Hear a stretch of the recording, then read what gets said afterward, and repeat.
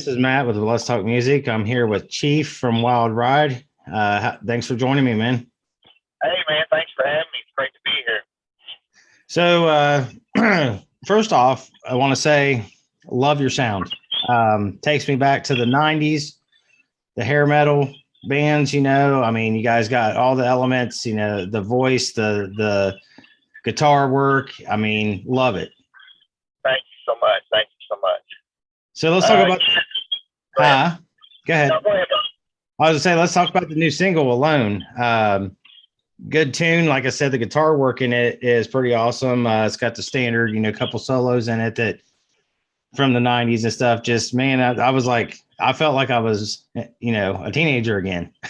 There you go. That's good stuff. That's what we try to do. We try to make it where you do feel like you're a teenager again, or even the teenagers still feel like teenagers. But yeah, it's Alone is a really good song. It was, it started out actually, we had wrote it maybe a year or so back, and some of it, and then we put it on the back burner, and as we was writing some other stuff, we thought, well, let's bring this back because it's kind of it's the closest thing to a ballad that we've ever done.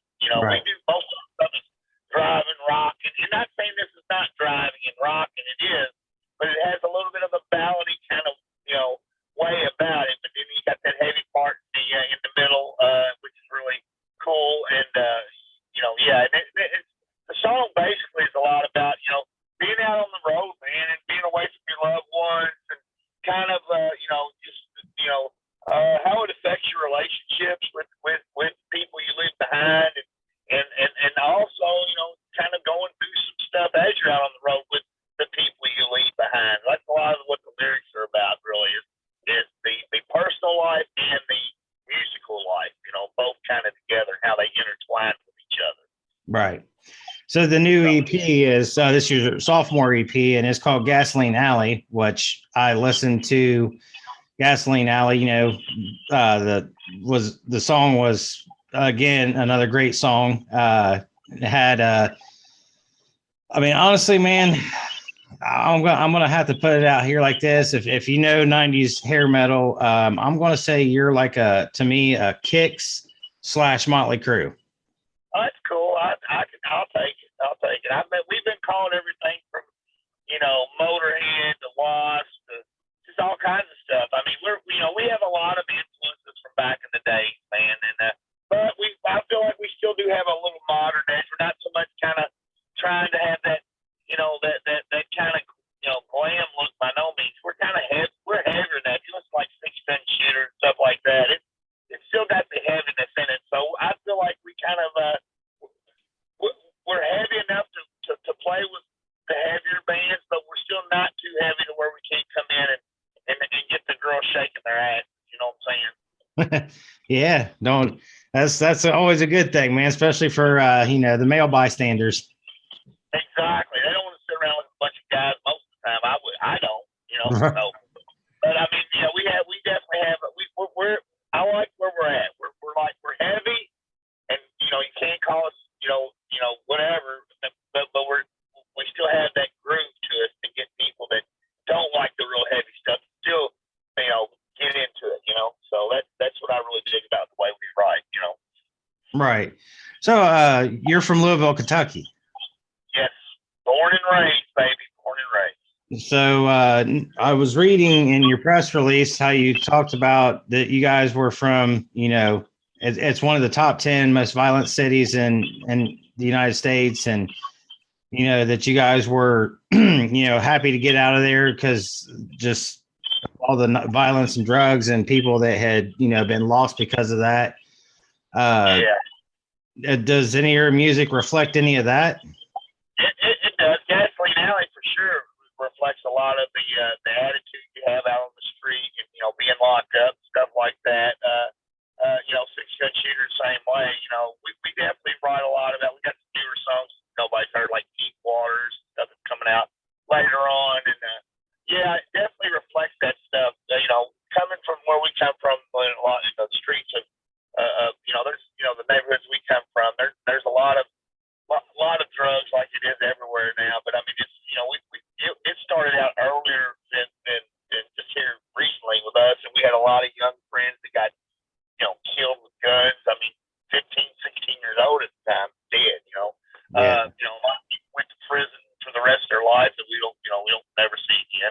just stuff like that. So to get out of there and play music, and a lot of people that were, that weren't so supportive of what we did.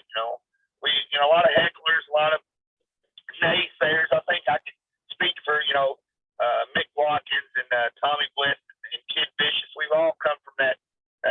We weren't the football captain in school, or dating the head cheerleader. We wasn't most popular in the yearbooks. We were kind of outcasts. You know what I'm saying? So Right. we come from the streets, and because of our musical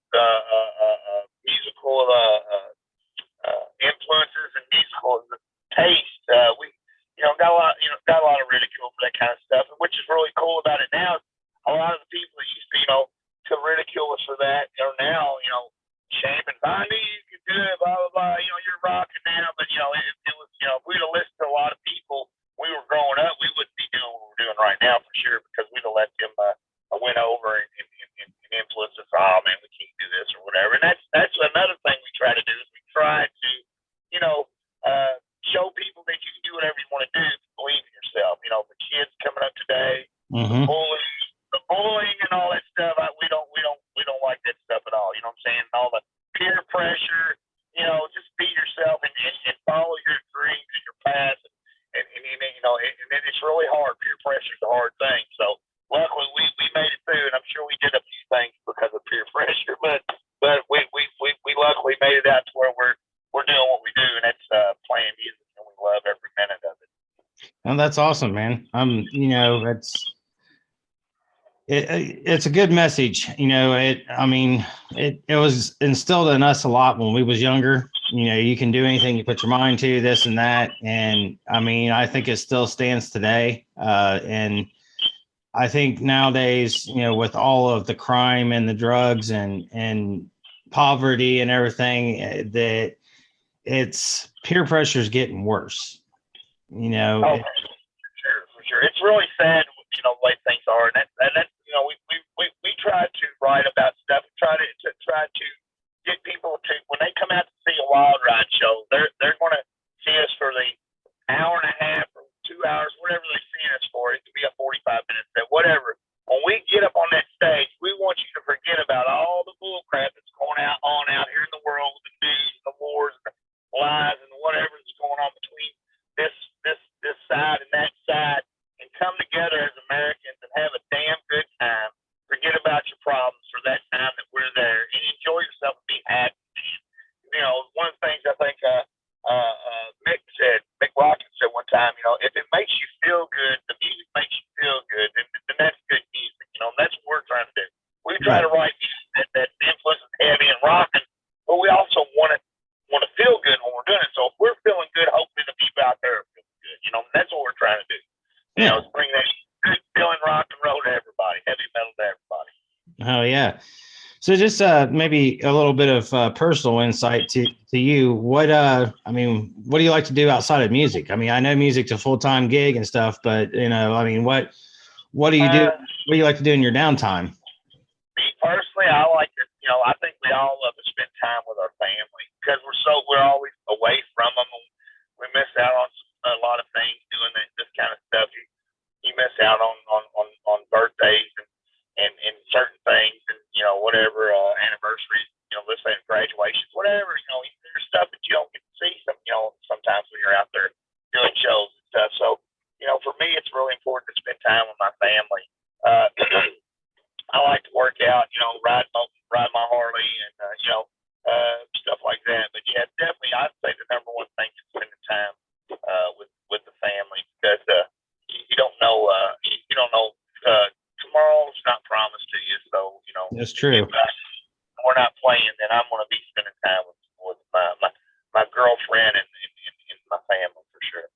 I understand that, man. I was over the road truck driver for 14 years, and I missed a lot of that stuff. And you can't get that stuff back, man. You miss a lot of stuff that you can't get back. So when you're doing what you're doing, you totally understand it, man. That's definitely truck driving. You're out there and you miss out on all kinds of stuff. And it's the same thing with us. It takes a special breed to go out and do what we do, and spend, live in a bus or stay in hotel rooms and go from town to town and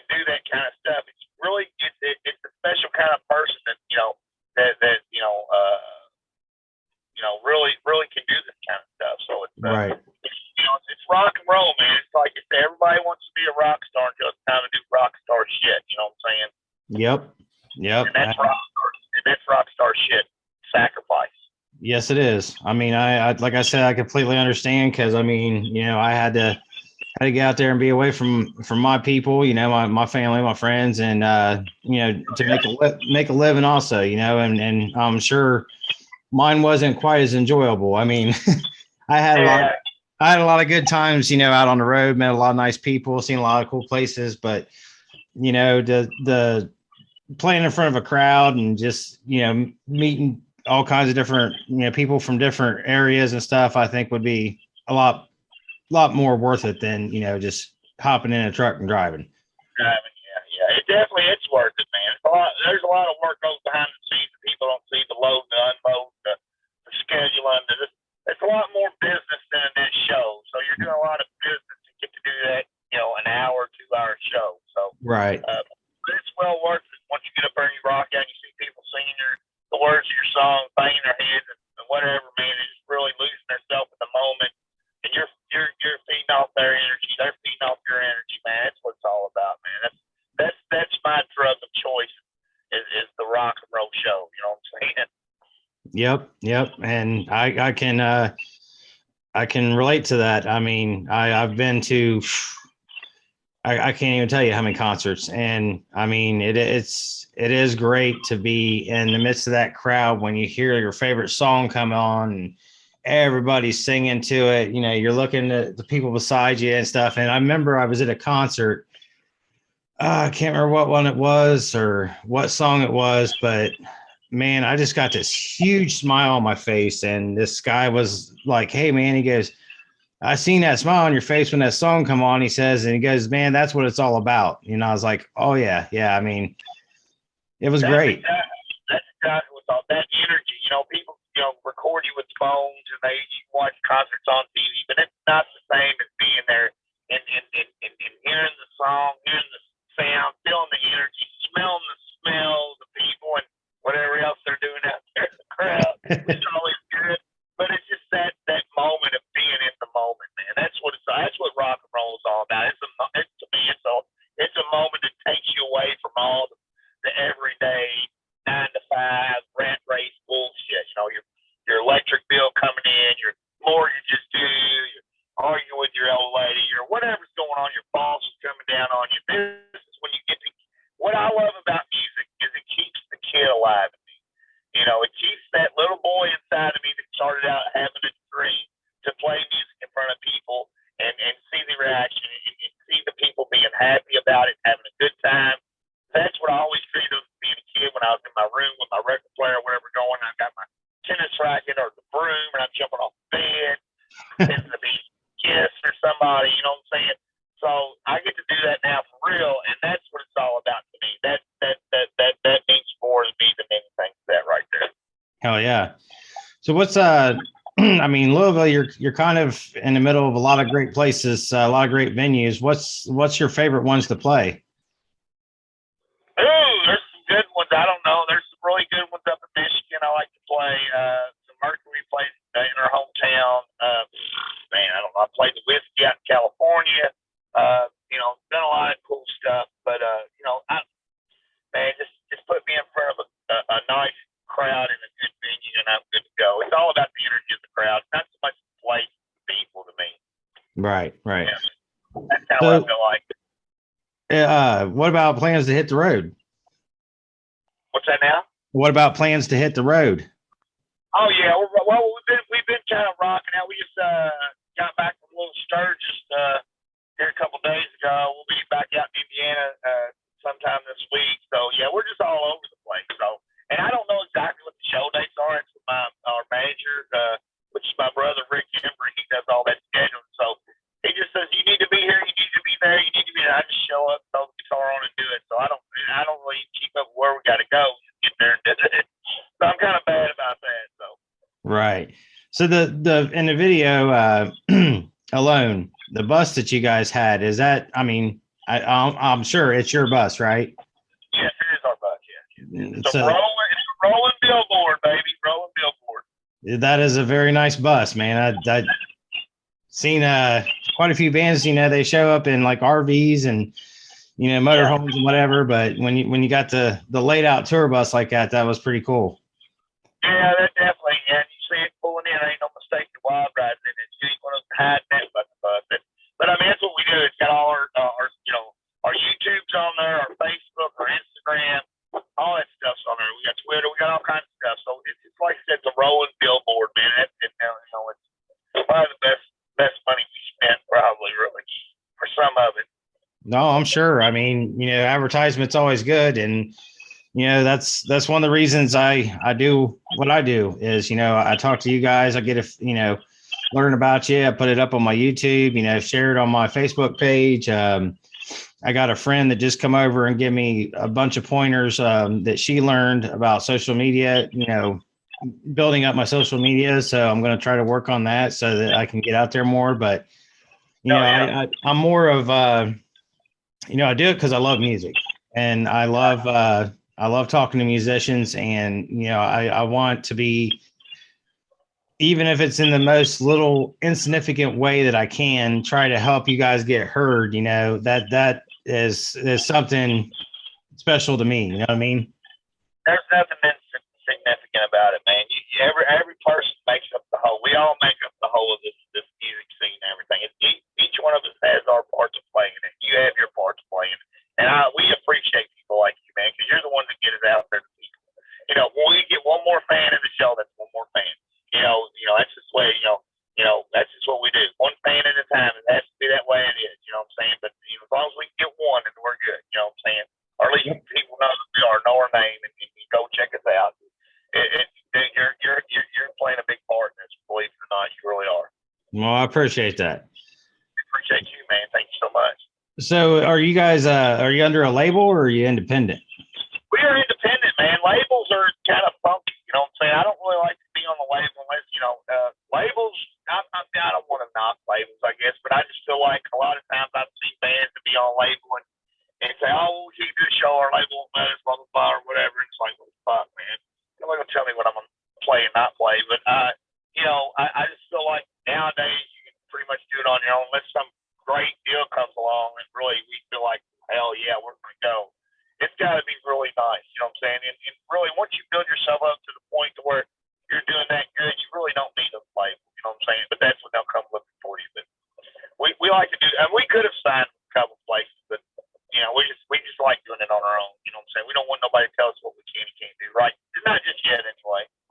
Yeah, I mean that's the response I get a lot. A majority of the artists that musicians, whatever that I talk to, are independent. Some of them have been with labels, and you're like, nope, we ain't doing that again. The other ones are like, like you said, if the sweet deal comes along, then yeah, we'll probably jump on it. But most of them are happy being where they're at, and I think that that's one of the most important things, because I mean, you could sign a contract and be getting millions and millions of dollars, but if they're making you do everything against what you believe in, you're going to be miserable. Yeah. I just feel like labels are I don't know, man. It's not the same as it used to be. I feel like especially nowadays with the way the internet's a great thing in a lot of ways, like Napster and all that stuff. I feel like that, the whole Spotify thing and everything, all the downloads and all. It's changed so much for the artist, man. It's not, basically people getting your stuff for free. It's like, you put all this work, time, and money into it. And they can say, "Oh, they're original." Man, people work their butt off to put this music out to you. They should be compensated for it. That's why it's changed everything so much nowadays. That's why people kind of tour so much more than they did prior, or whatever, because they don't make no money off the actual songs no more. Like they make fractions of a penny off stuff now. So you got to be out there. You got to be out there touring and doing your shows and selling merchandise at the shows. That's your bread and butter. There's no more record sales or CD sales like it used to be. I think until they come up with something like that to where it can put the artists back on top, because we're really getting raped by these big companies. I feel like because of all this stuff, you don't make nothing off your own material that you created. Oh, I lost your audio, bud. There you are. Yeah, somebody's trying to call me. Oh, sorry about that. I saw good, no problem. I just declined them. It's all good. But yeah, it's definitely, so for as far as record labels, it's got to be something, worth signing. You know what I'm saying? Yeah, yeah. Them doing it ourselves. I mean, I feel like if you, as an independent artist, if you have a good enough fan base, trying to, sell, like, press some records, because vinyl's making a huge comeback, press some records and sell it with your merch. I've seen a lot of bands doing that, and, they're doing well with it. I mean, they're not charging, 30, $40 for it, they're charging, 15, 20, 25, whatever, and I mean, a lot of them will sit there and sign it for you at the table. I mean, I got one that I just picked up at an interview not too long ago, and I mean, I'm not gonna lie, I've got like 1,500 songs downloaded to my phone. Oh yeah, I mean, everybody does it. I'm not saying it. Everybody does it. It is what it is. But I mean, it's just totally. You just don't. The artists don't get compensated what they used to get compensated for the music like they used to. No, and I agree 100%, man. I mean, because it was back in the day, your main money came from touring and album sales. Yep. And if you was up in the charts and you're selling 300,000-400,000 copies, or whatever, I mean, you was golden. And now you stream 300,000-400,000 on streaming, and it don't mean shit.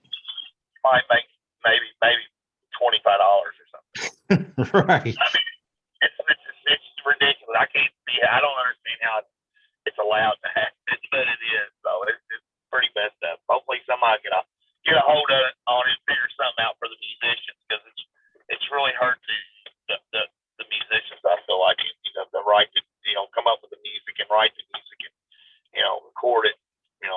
It is what it is, though. You just got to keep rolling on. So that's what we're doing. Well, I mean, especially when you're independent and it's on your own dime. Exactly. So yeah, for sure.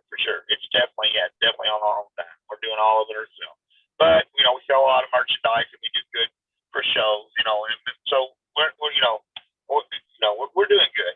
It's definitely showing by what we're doing. What we're seeing is all money's generated for the videos and all the stuff are coming from our music. Whether it be some CD sales here and there, like shows for sure. Merch sales and playing the shows. Getting paid to play the shows. So we're doing it. You know what I'm saying? It's a different animal today than it used to be, for sure. Right. So. All right, Chief. Well, I appreciate your time, man, and all the insight you gave me. You get a chance, talk to your brother, see about coming up to Columbus, Ohio. We'll do a live one.